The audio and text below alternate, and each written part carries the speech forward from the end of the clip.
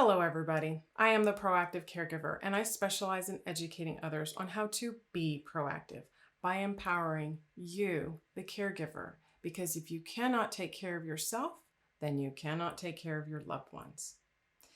And that is a very real struggle. So, today I want to talk about how the struggle is real and how it even remains to be a struggle after our loved ones pass on. You know, it feels impossible sometimes as a caregiver to accept, first of all, that we are caregivers, and then accept once again when that journey ends. But finding that acceptance and then once again trying to reclaim yet another identity, it creates a lot of challenges that we're not prepared for in life. But sometimes there are lessons to be learned, and sometimes it's what propels us forward. So today I invited author Debbie Weiss. She has written the book On Second Thought, Maybe I Can. She joins me to share her caregiver story and what she's learned from it. Because after a life of prioritizing everyone else's needs and opinions other than her own, Debbie realized at the age of 50 that this is her one and only life. She didn't want to look back years from now with regret that she had never done certain things. She stopped saying, I can't, and replaced it with, maybe I can. Thanks for joining me today, Debbie. Thank you so much for having me. I'm excited to be here. So you had a very interesting journey yourself. And as you were becoming this caregiver, I'm curious, did you recognize yourself as a caregiver, or did you just see yourself as wife, mother, daughter, friend? Funny you should ask that because when you were just speaking, I'm thinking to myself, I didn't recognize myself as a caregiver. I never equated myself with that word. I always thought that caregivers, I saw definition of a caregiver as a professional, Right. a nurse, a doctor, something like that. And Mm-hmm. I became a caregiver to my father when I was 17 years old. Wow. That was when I started my caregiving journey. And I absolutely had no idea what I don't want to say what I was getting myself into. But I had no idea that I was a caregiver. No. Interesting. And usually that is the case because we think of the relationship and there's this sense of obligation or responsibility to the family that we don't really see that, but that's what we are in many cases. When I stepped into that role at such a young age, I was kind of, I don't want to say shy. I was very timid and fearful. Mm-hmm. And something about being the one to step up and be there for my father was very empowering to me Mm, at the time when I right. first began the journey. Over the years, that feeling changed to a little bit more, unfortunately, of resentment and Right. anger and that kind of thing. Right. I experience the same. It's hard once you accept that you are doing this role and then you start realizing, wait a minute, by doing this role, I'm letting go of these other dreams. And it's not necessarily letting them go entirely, it's putting them on hold. It's a temporary thing. But in the moment, it feels like I'm living my life for you. I'm not living my life anymore. Absolutely. Absolutely. I didn't realize I had given my life to caregiving and I would not change a thing, right? Right, I am right. not complaining. I would never, I've Absolutely. been a caregiver to my father, my husband, and my son with special needs, and I wouldn't change a thing. The only thing that I would change is how I saw my caregiving journey and how I did let it take over my life, where I did deserve to have something for myself too. Right. Right. And that's what I see hindsight myself is that if I was given a chance to do it all over again, I certainly would. Absolutely, hands down. But I would step in with the idea that I needed to start therapy sooner than later, and I would learn to communicate better because that was difficult. The As you mentioned, this overwhelming fear that happens. It's it's hard to understand and even realize that we've given up our power in this to the all of the fear. And so then knowing that we can actually reclaim that power is not even a thought until much later. Of course, it came to me through therapy, but not everybody seeks that sort of self help. How did you come to that realization that you could reclaim your power? And then how did you reclaim it? So I kind of had an aha moment when I turned 50. When I turned 50, my dad had actually just passed away. Mm. He had had a massive stroke when he was 45, and he lived for 30 years. So I was his caregiver for 30 years. So he had passed away. My husband was fairly healthy, and my kids were like 10 and 12. And like I said, my son had special needs, and it was just difficult to leave. Mm-hmm. My girlfriends insisted that we go away the weekend for my 50th birthday. Mm. And on that trip, I was so overwhelmed with how I only had to think about myself. And my friend said to me, "Well, where do you want to go to eat?" And I thought to myself, I don't know. You're asking me? You're asking me what I want to do? I was unfamiliar with that. I kind of didn't know how to respond. And one night we were at dinner Mm. and we were laughing and laughing and laughing. And I said to them, I have this crazy laugh. And I asked them, I used to be known for my laugh. They looked at me like, how could you even ask such a question? Mm. Of course you were. That was part of your identity growing up. And I thought, I've lost my laugh. Mm. I have lost my laugh over the last 30 years of my life. And if I want to not continue down this journey, down this path, I'm the only one who can change that. Right.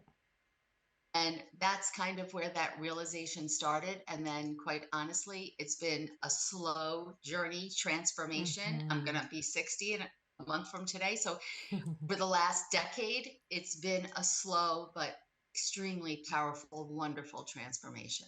Yeah, I agree. And in some cases, I remember wanting, growing up in my teen years, wanting something so fast. And how much longer is it going to take to get here? I want. And now I am so glad that it's happening in a very slow process, just so I have time to adapt and understand and take the steps that are necessary. Absolutely. And that's what's going to make it stick. Right. Right. It's not like a diet, a fad diet that's going to come and go and have to do it again and again and again. Because some of the life lessons that I've learned that are part of that transition, I really don't want to have to go through those again. Absolutely not. Once was enough. Right. And that's where I've recognized that the caregiver journey, even though our loved ones will pass, it never really ends because we still have ourselves to care for. And then there's others in life. It took, like you said, it took a long time to even acknowledge yourself as a caregiver. But even after maybe the father passed, husband passed, you still have children that depend Mhm. on you. So the caregiving role doesn't really end, it just transitions into something different. And that means our routines continually transition. So we have to recreate those routines time and time again.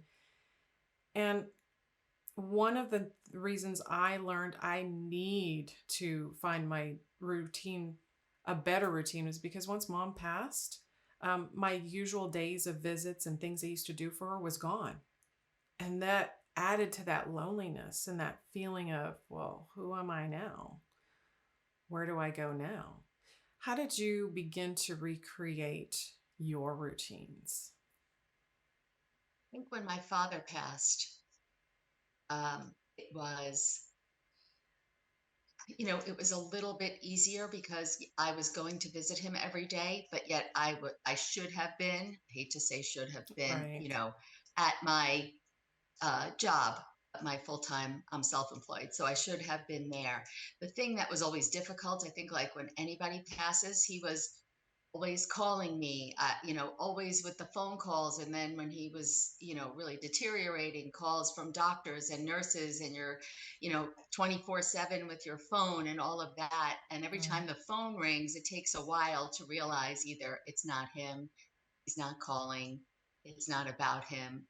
Um, I think the thing I found the hardest is after you lose someone, and hopefully you're fortunate enough to have the love of friends and family who are there for you immediately afterwards. But when everybody goes back to their life, Hmm. that's when you're sitting there by yourself Yeah.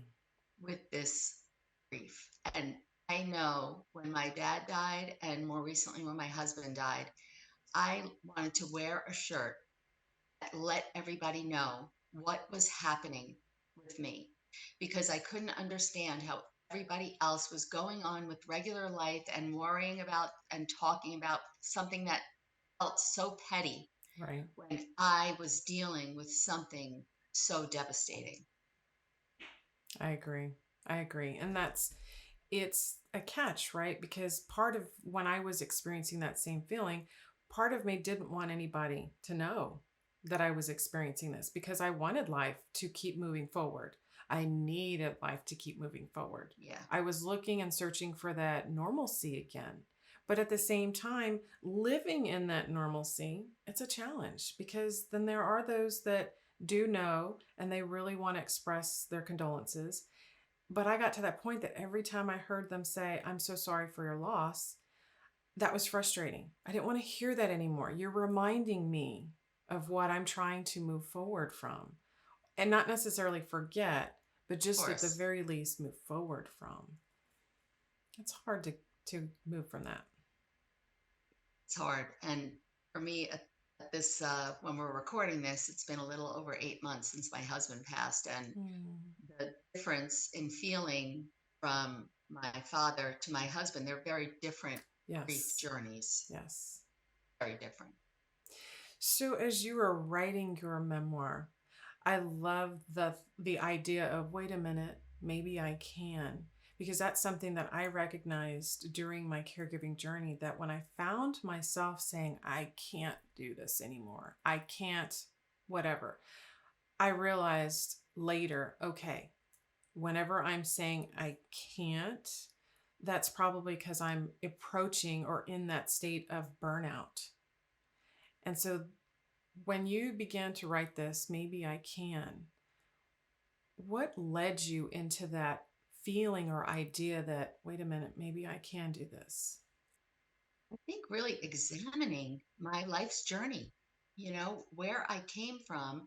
And I was always so fearful of everything Mm, and didn't want to be seen and didn't want to be judged and noticed. And, you know, I realized that I was always so quick to say no or I can't anything.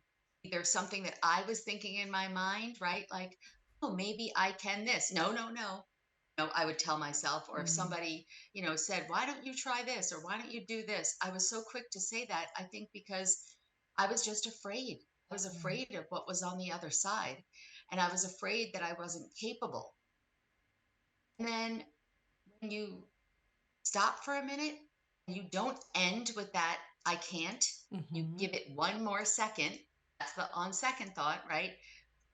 What about the flip side? Because I never explored the flip side. If I look back, and I'm sure I know all of us, if we can look back, I think it's such a great idea to make a maybe I can list. Think of Yes. all the things that you've done. I mean, we as caregivers, did any of us ever think that we would have done the things that we have Right. done as Exactly. caregivers? No, I'm sure most of us know. And what a huge accomplishment.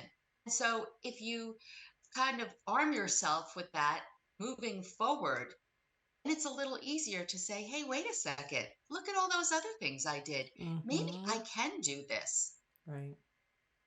That's So I don't think awesome. I answered your question about the book, but No, you did, because that Okay. that that is a wonderful idea of making the list, because I know as a caregiver beginning out, I was afraid to even try to deal with mom's medications. Sure. I didn't want to mix something up by accident, especially filling the little medicine boxes by the day, evening, morning, midday.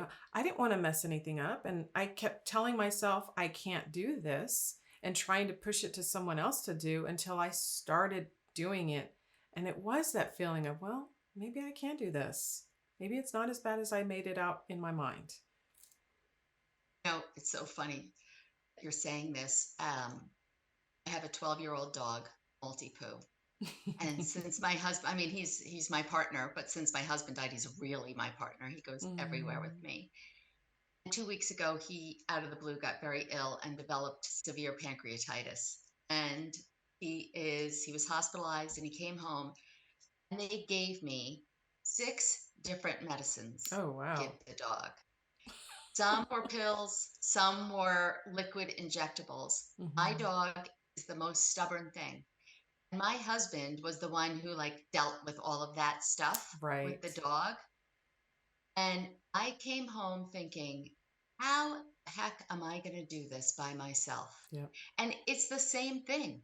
And now I chase the dog around, and the dog is, actually, I have to go pick him up. He was hospitalized again, and they're going to give me some other new medication they're talking about. And I'm thinking, this is impossible. Yeah.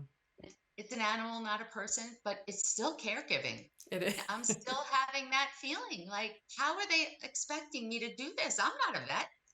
And that's Right. how you feel as a caregiver, as a person. Like, how are they laying this responsibility on me? Right. That is, and see, that's our go to response. I'm not a nurse. I'm not a doctor. I'm not a therapist. I'm not this or that. And it's really the feeling inside of saying, I don't want to have to do this. This is scary. This is This is scary. uncomfortable. But it Mhm. comes out of all the reasons why we can't instead of the possibilities of why we can. And think how you grow personally from that. Right, because I'm sure that's what led into that feeling. It's hard. I mean, as you acknowledge, your husband just passed only 8 months ago. And so that idea of independence, part of that has been forced because it's reality. But in some of the cases where you do reach the point of, I can do this. And if I can do this thing, maybe I can do that thing. And maybe I can do this other thing. So that form of independence does start to come about in a positive way. If you let it come out. So 2 weeks ago, um, I went to start my car and it was dead. And I have a 20-year-old son who's not very handy, just like me. And I said, I think we have jumper cables. And Ben is his name. And Ben said, Mom, just call AAA. I said, Ben, wait a second. Why can't we try this? So we're both kind of the same brain, just for us to figure out how to put the cars close enough in the garage.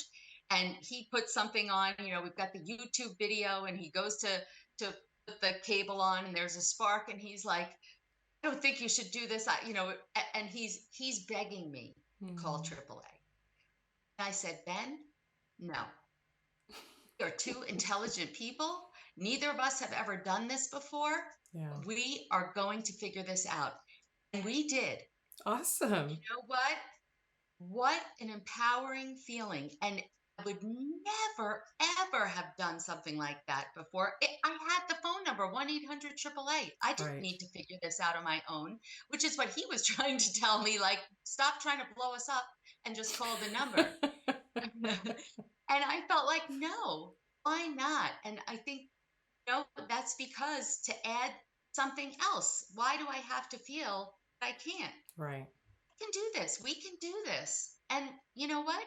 We both felt better afterwards. And I said, you see, now when this happens to you, you'll be more comfortable. You'll know what to do. Hmm.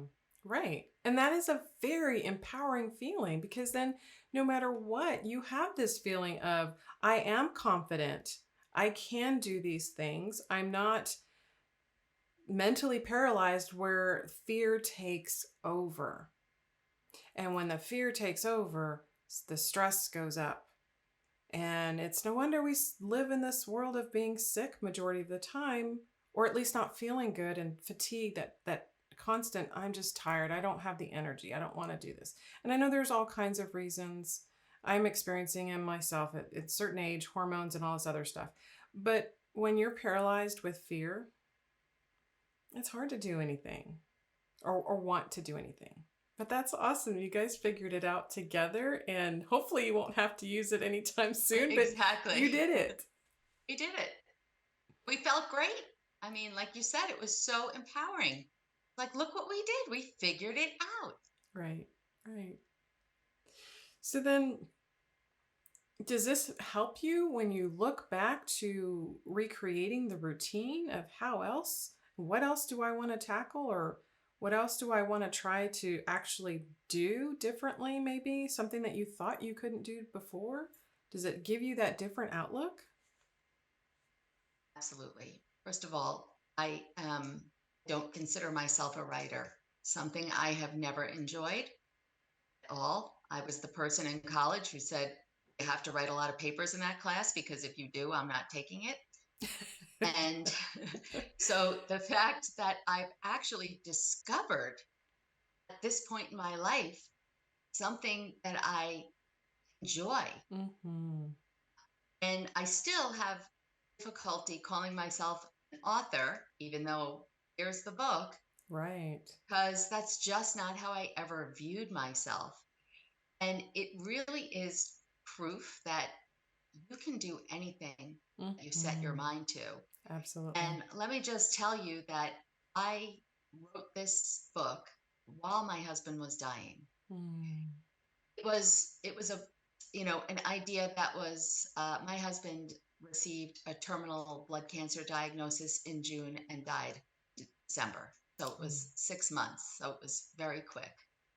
And the idea of the book was in the works a couple months beforehand. And the way that I was able to write it was doing a writing course for first time authors. When it came up, it was right when my husband was diagnosed. And I actually went to my therapist and I said, I'm crazy for thinking to do this at such a time, right? I mean, I've got to show up to this class every week. And what if I don't do the homework because I was busy with my husband and appointments and Mm-hmm. whatever was going on? And what if the other authors judged me and I had all these fears, right? Right. I said, I know you're just going to tell me I'm ridiculous, but I just had to say something. And she said, oh no, I think this is the perfect time for you to do Mm-hmm. this. And I said, really? And she said, yes, because you are going to need something just for yourself, Yes. separate from your husband, separate from the situations that you're dealing with. This is going to be your solace. Yes. And she was right. As long as the challenge was just really making sure that I, no matter what was going on, devoted time working on it every day. Mm-hmm. Whether it was before my husband got up, whether he was taking a nap, Right. whenever that was, he was resting, I would say, only call me in a case of emergency. I'm going upstairs for an hour. And that's what I did. And so it took, you know, you had to make it happen. I did find it very cathartic, and it was nice to have something of my own to focus on going on simultaneously Right. while going through such a difficult caregiving time. Absolutely. I agree 100%. It is a very cathartic process. And as during the early stages of caregiving, I always heard people say, you need to journal. Well, at that point in time, I didn't have a lot of time to journal, and I wasn't making time either because I certainly found time to sit on the couch and play on my phone and play games or check email or do all kinds of things while watching TV. But Exactly. when I really started writing, that was this release that I didn't realize I needed so badly. And I said the same thing. I would never write. I don't, not never write, but never publish. It was, I always wrote journals as a child, but writing the book in the moment was something, it was like therapy in addition to seeing my therapist. It was taking a thought and expanding it out. And I always felt so much better once I got it out of my mind. It wasn't bouncing around anymore. It was out. And I think it's wonderful because now other caregivers will be able to read your book and get that same sense of empowerment, that feeling of, wow, if she was able to do it, maybe I can too.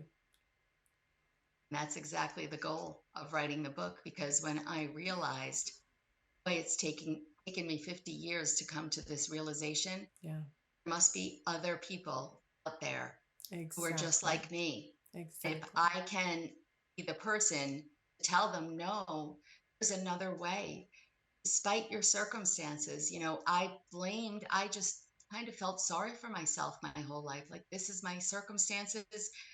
I'm all I am is not all I am, but I'm a caregiver. These are, I'm here to take care of my father. I'm here to take care of my husband and my kids.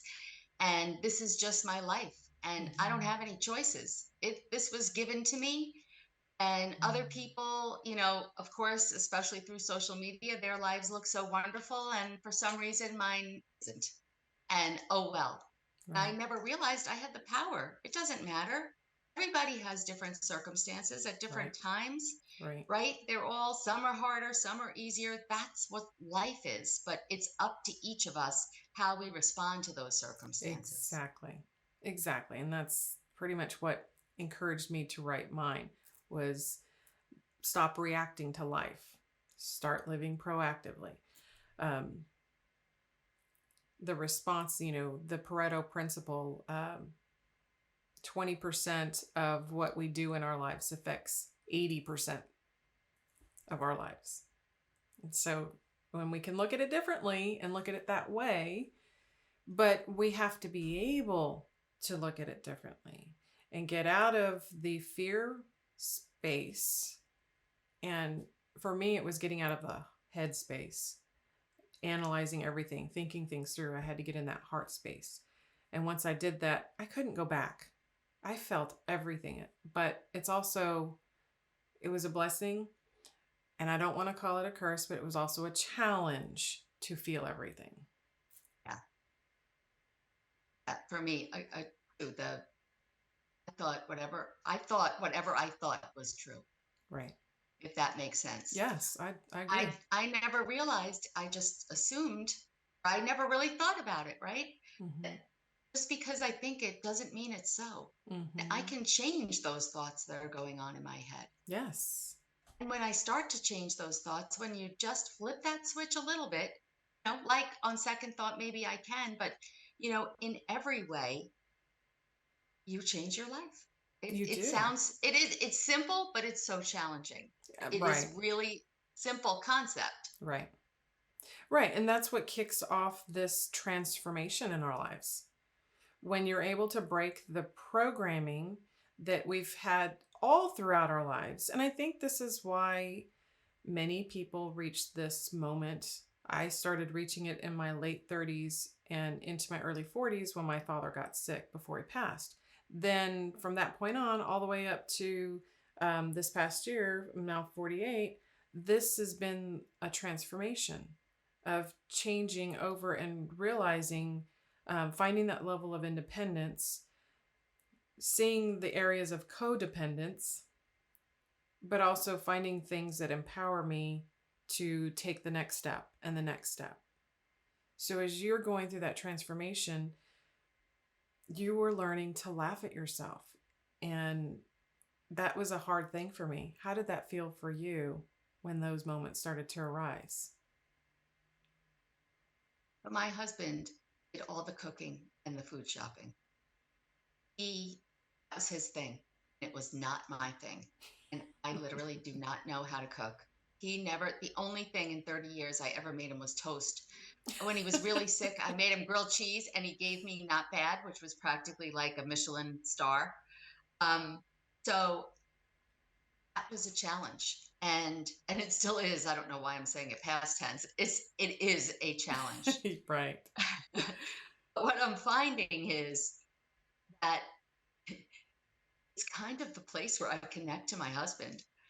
When I'm Mm, trying to mhm. do something with the cooking and I make a mistake and I just can picture him standing over me, shaking his head with a grin on his face, like, oh my goodness, look at what you're doing.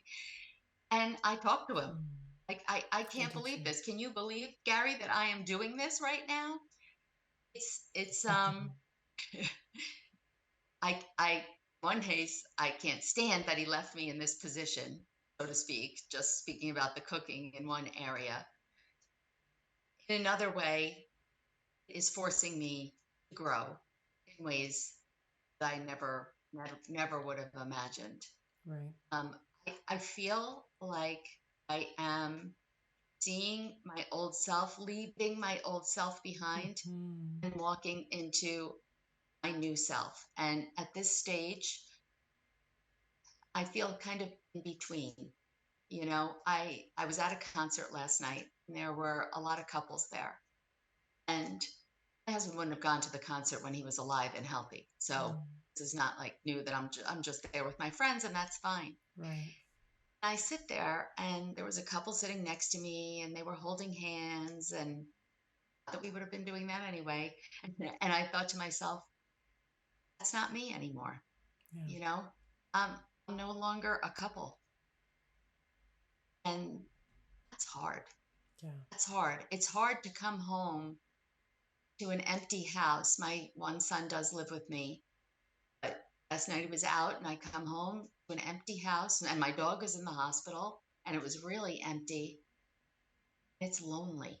It's Yes. very lonely in certain moments. And I think that that is going to take some time. I think that's the part Mm, that is going to take the longest amount of time to get past that. All the other things, I'm moving forward in my life, and it's exciting mhm. because I am continuing on my transformation journey. I'm not stuck there, Right. but Right. that that pit that comes out at certain moments is tough. Oh, yeah.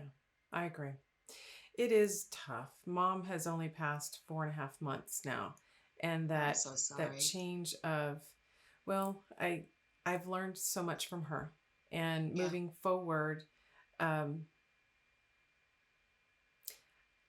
I recognize that moving forward is necessary, but it's that pit when and it's the same feeling when I see others out and about, and I can tell it's a mother daughter, you know, couple going through the store or um, wherever it is that I am in church or movies or it's it's that feeling, that pit again, that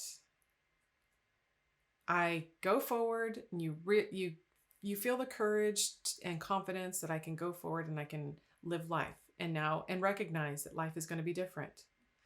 But those moments that you glance around and see that remind you of what used to be, it's it's challenging, but it's also something that I've recognized I need to take the pause. That it's okay to take the pause, relish the memory, and move forward. But at the same time, I don't like having to take the pause because it is the reminder that they have passed on.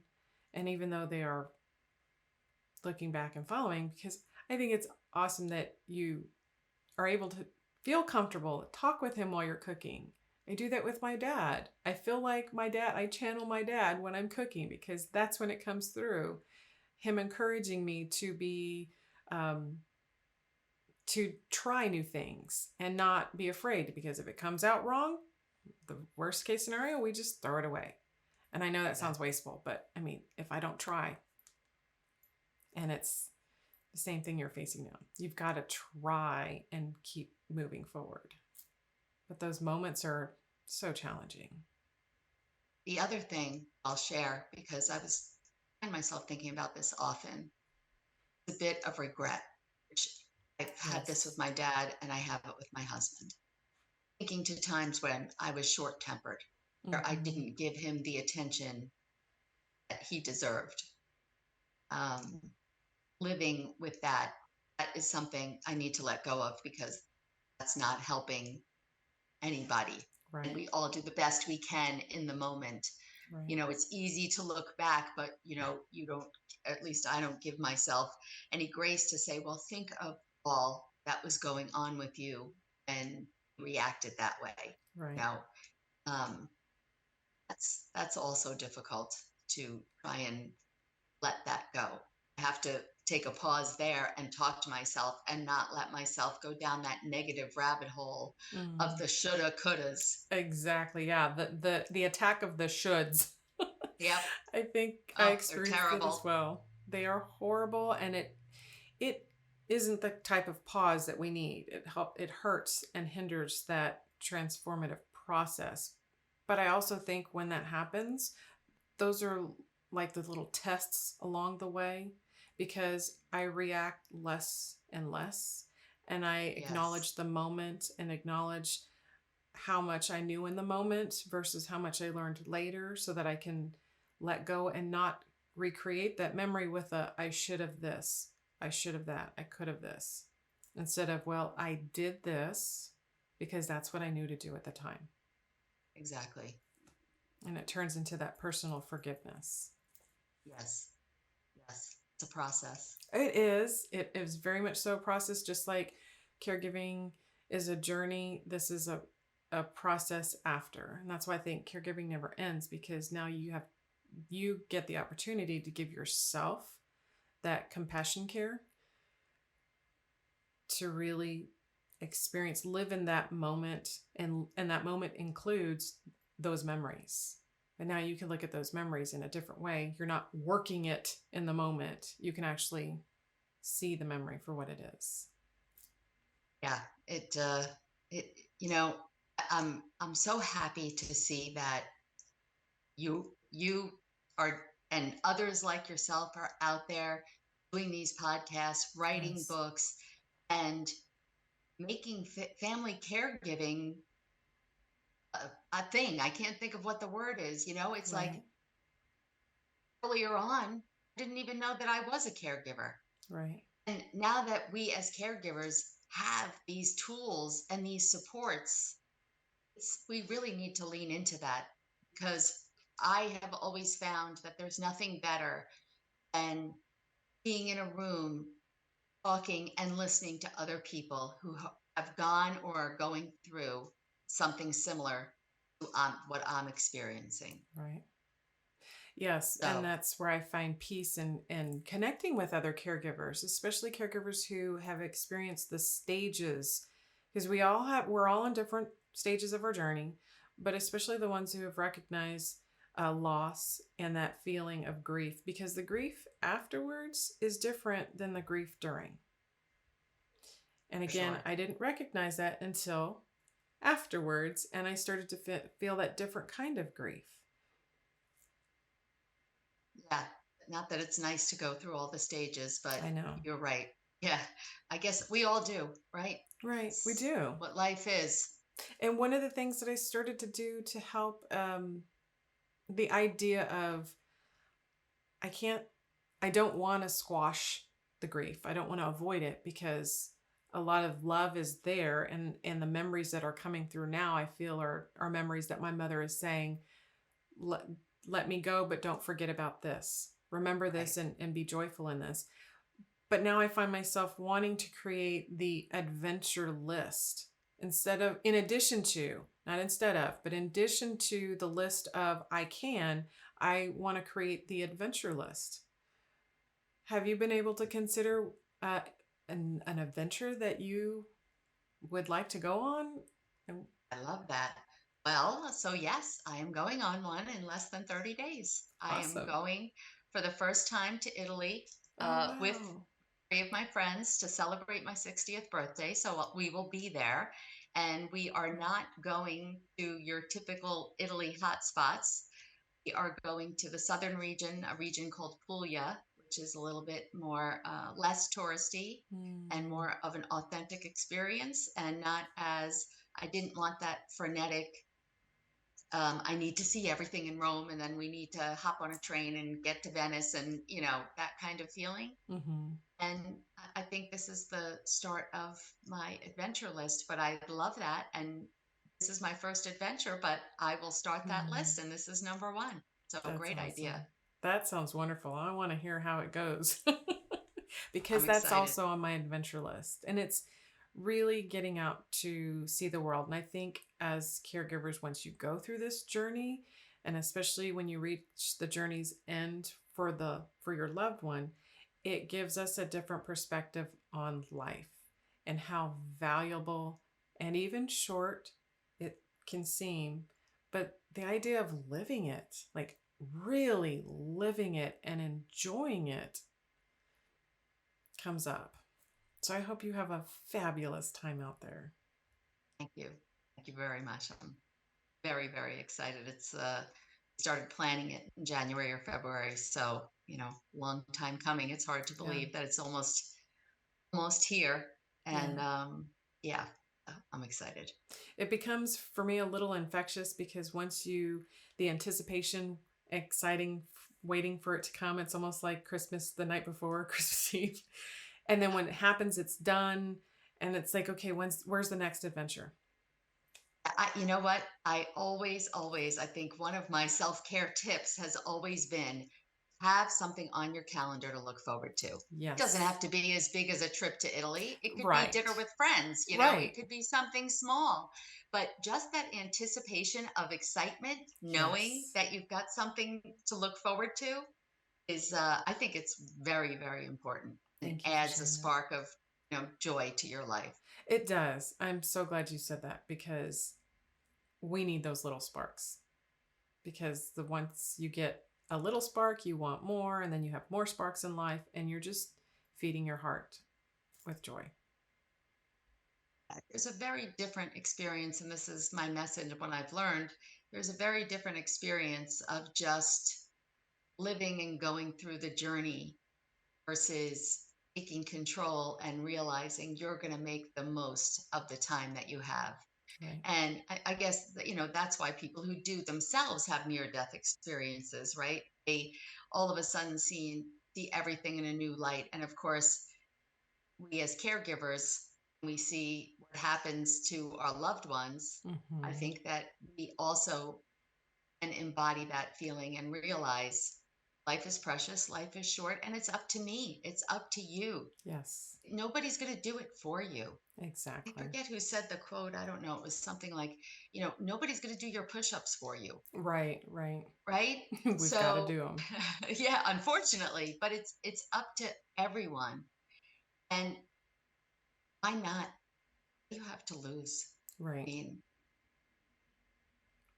only good things out there. You make it happen. That is so true, and that is. I appreciate every bit of this time that you've shared with me to help other caregivers hear that, feel that, see that.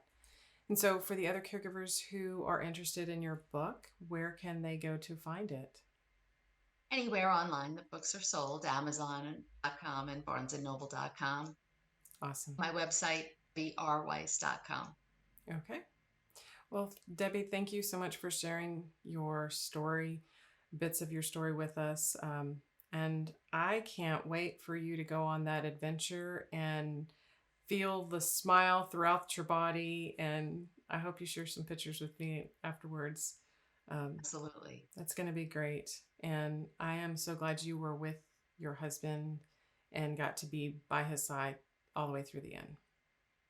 Thank you so much. Transformation will continue. So. Absolutely. For all of us. Well, ladies and gentlemen, I hope this episode has given you some more food for thought.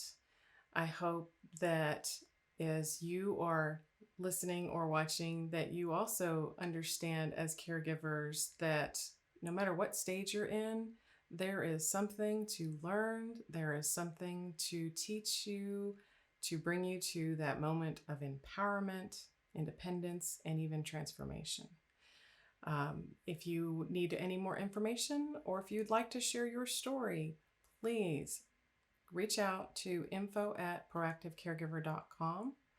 And until next time, be proactive. Take care, everybody.